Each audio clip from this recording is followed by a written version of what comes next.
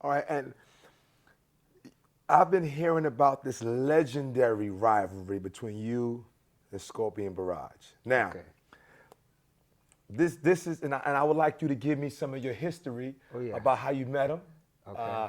What do you think caused the rivalry? Oh, I know exactly what Okay, caused okay, it. so Our first meeting. we're gonna keep it brutally honest right here. I want to, because this is history. Now, this is what I find interesting. This is what something that Richard Plowden told me. He said to me, Johnny, could you imagine if, let's put basketball terms, Larry Bird and Magic Johnson lived in the same town? He said that's never happened in sport career. Like, one person may live in Detroit, one Right. person may live in Right. Cincinnati, but you two guys, he said, two great fighters from opposite camps living in the same city. He said can you imagine what that would create? What kind of rivalry? And I'm just like, wow, that's like almost me and Raymond living in the Yeah. Bronx together.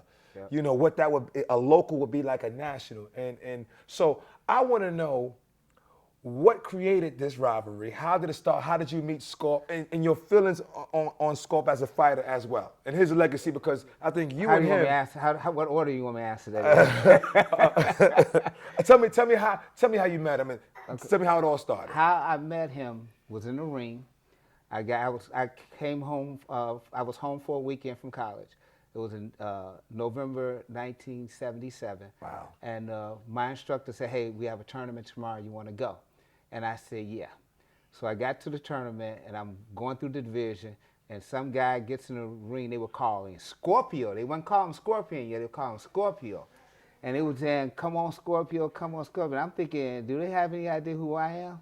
I'm like, do they have any idea? So I sent a message. I scored a point on him, scored another point on him, and then I did the unthinkable. I swept him and stomped him to finish the match off. That's how I met Scorpion. And that was the beginning of Scorpion becoming Scorpion, because he said it'll never happen to him again. The next time I fought him, I lost. I mean, I lost badly. He was punching me and rocking me. I couldn't believe this guy had improved that much. And he told me himself that I'm the reason that he started training hard. So what I did is said, this can't continue. So the very next time we met, I beat him. But the point is that we fought some, I would say 35, close to 40 times. Man. He holds the edge, but the last few, I won him. The last few. But it's been the and I have to give Scorpion this type of credit. The kind of threat that they put to me in the ring was like a real fight. And it better prepared me for the street. And to this day, when my students make mistakes, I say, where are Scorpion's guys now? Because if they were out there, you learn a lesson from it and you wouldn't do it again. So from Scorpion and them doing the things they did to me, it made me better, it made me wiser, and then I started giving it back. Okay? And go ahead. I was told that, and again, I wish I had an opportunity to fight in this era, but I was told that you guys had such a camp. I mean, you had an army. He had an army. And I was talking to your son, and I was talking to your son maybe 3 weeks ago. I was at a school. Okay. And we was just talking about fighting, because, you know, that's what we do as fighters. We talk about fighters. And he said, you don't know what it was like to see my father and Scorp go at it in the bathroom, in a dressing room, just that ride. He said, you know, Richard told me chairs have been thrown at each other. Yeah. I mean, what was it like to and this is, I mean, I don't know how many locals it was, but was this every single time? Well, he had an army. I had an army of kids. Okay, I didn't have. By the time I started getting my kids became black belts, it was pretty much over. You know, it was no match then. But in the heyday, it was just me. I was so mad at him once because they had a picture of me in his window saying, "Scorpion beats Larry Tankson," and I said, "I'm going back in his window of his school." And I went by and saw it because, you know, our schools weren't that far apart. I said, "I'm going to put a sign in the window tomorrow. Larry Tankson, the only man on the planet, is beating Scorpion and all 50 of his black belts." That's how the rivalry was. I was like, man, I didn't beat all of them. But it was just me. And then a student, Anthony Coleman, was one of my first students. He came into the black belt ranks, and now I had some help. Yeah, So yeah. it was me and Anthony. And then by the time Jason got into the black belt rank, it was me and Jason. I would go on one end to take care of everybody. He'd go on the other end to take care of everybody. I remember once one of Scorpion's guys, Mungu, said, if I'm going to lose to a veteran. So he chose to fight me while Butcher fought my son. He said he wasn't losing to no, because Jason was coming on strong. He was 16 years old, and he had all of what it took because he was fighting me. I said, if you can score on me, you can score on anybody. And I didn't make it easy for him. So when Jason started scoring on me, I was like, we good. We good to go. So we went to a number of tournaments and just one end to the other. The rule was this. A 16-year-old. Yes. A 16-year-old. That was the rule back then. That's what I'm talking about. You know, that's yeah, what we need. We all got kicked out of the juniors at 16. Yeah. But the rules have changed now because Ernie Riaz now is 18. He was crushing us, man. He was 10 years old. It was, I mean, he had all the cutie points, Yeah. and he was good. Yeah.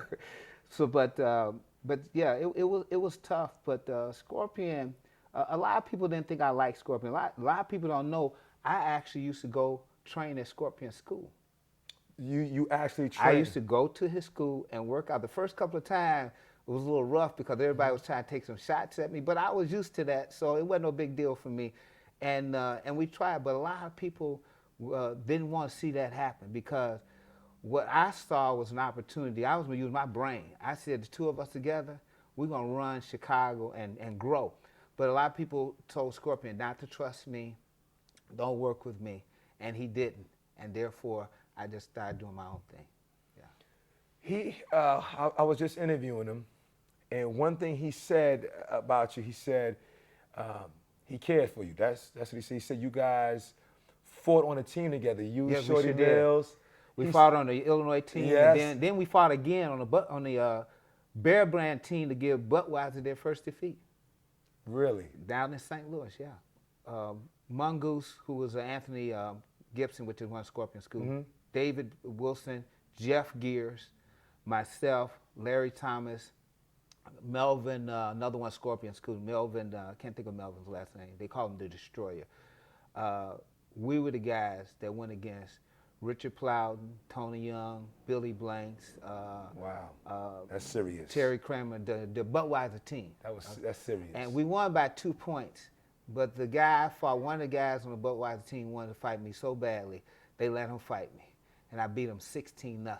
Who? And we won by 2. I can't remember the guy's name. Richard can tell you his name. Yeah, this guy wanted to fight me. I mean, he wasn't, the problem was he really wasn't a fighter. He thought he could beat me. He ain't all that tough. I heard him talking. I was like, okay. He got 16 zip. And we won by 2. So we needed every point. Yes.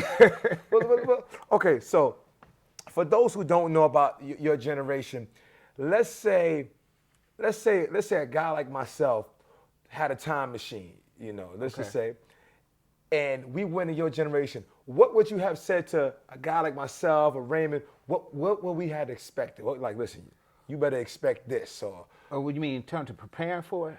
Yeah, like what would you say? Listen, a lot of the stuff is like, especially Raymond. I would tell Raymond firsthand. Raymond liked to drop his hands and turn. He would have got to do that once, okay? And if he survived that one time, he would never done it again. If he survived it. Back then, there was no face contact allowed. However, sometimes you got one and you remembered it because the difference between guys today and then, the guys in the old. It wasn't so much about worried about them hitting you, hurting you. It was worrying about them blocking something on you and breaking it. That was the deal because that was my biggest thing.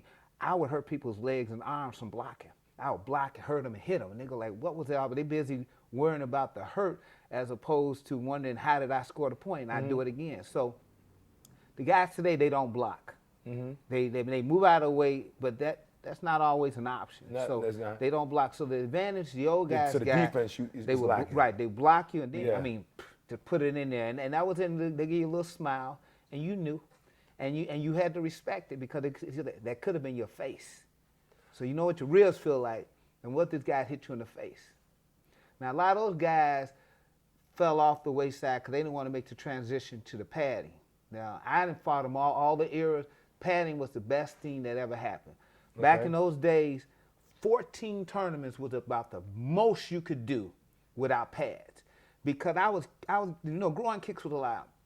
There was this guy, that I used to kick in the groin all the time, and I was nervous about it. Every time I kick him in the groin, I was 3 weeks down because my foot was messed up. He was wearing a steel cup.